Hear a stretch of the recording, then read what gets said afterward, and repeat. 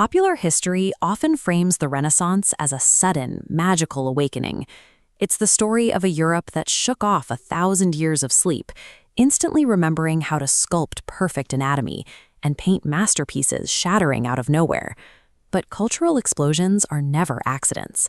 What we see in the 14th century was a gradual, highly competitive process that took generations to mature, fueled by an unprecedented accumulation of private capital. While France and Spain consolidated into centralized kingdoms, the Italian peninsula took a different path. It fractured into a chaotic mosaic of independent, warring city-states. Yet this divided landscape moved a full century ahead of the continent in art, literature, and science. To understand this shift, we have to examine the specific conditions that were forced together inside this fractured Italian crucible. This process began with Italy's physical location, sitting directly across Mediterranean trade routes. In the 1300s, this made the peninsula the essential middleman between the resources of Northern Europe and the luxury markets of the East. Every shipment of silk, spices, or timber was filtered through Italian ports. The sheer scale of the historic palaces along Venice's Grand Canal reveals the result of that geographic luck. A powerful class of merchants emerged, extracting profits from every transaction that crossed their docks. By the turn of the century, this merchant class possessed immense surplus wealth. They had capital that reached far beyond the needs of basic survival, and for the first time, they began using it to finance civilization.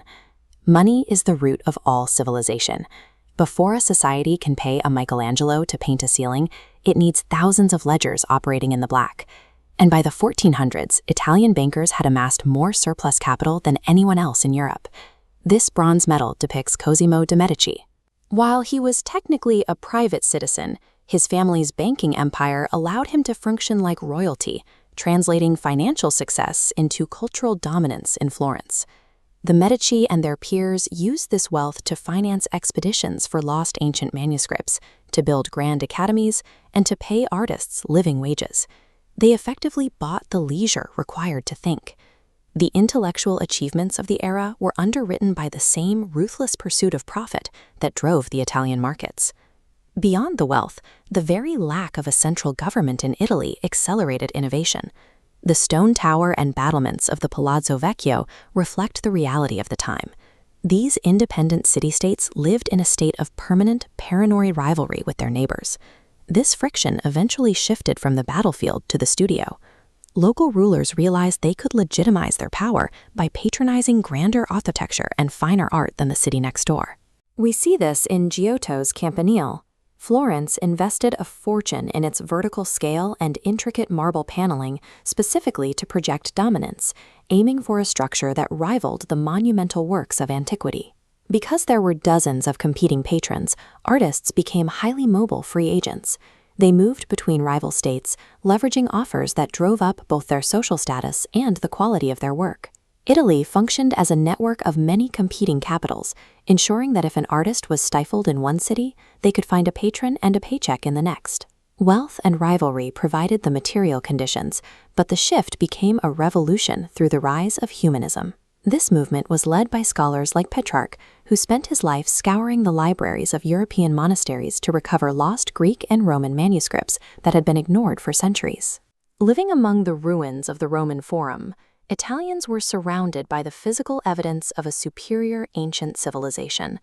Petrarch's work finally gave them the linguistic blueprints to understand the culture that built it. Humanism moved the focus of thought away from the medieval preoccupation with the afterlife. Instead, it emphasized human potential, secular beauty, and the pleasures of the present world. That shift is visible in Botticelli's The Birth of Venus. Artists began moving past religious icons to celebrate pagan mythology and the nude human form, using new techniques in perspective to bring these subjects to life. This recovery of ancient thought didn't just change literature, it provided a secular worldview that allowed the European mind to move beyond medieval dogma. The final confirmation of this system's power was its conquest of the papal court in Rome. The facade of St. Peter's Basilica stands as the ultimate proof of this transition. The popes joined the cultural arms race, using the revenues of the entire church to hire the same artists who were reviving pagan styles. This period in Rome saw the absolute concentration of the era's forces. Immense wealth and liberated thought combined to produce works at a scale that had not been attempted since the Roman Empire. Eventually, the economic foundations shifted. As trade routes moved toward the Atlantic, Italy's financial dominance faded.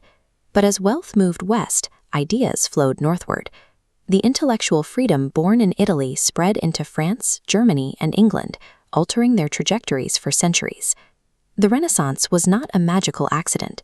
It was the predictable result of a specific environment, where immense surplus wealth, fierce political competition, and a rediscovery of ancient thought were forced into the same Italian crucible.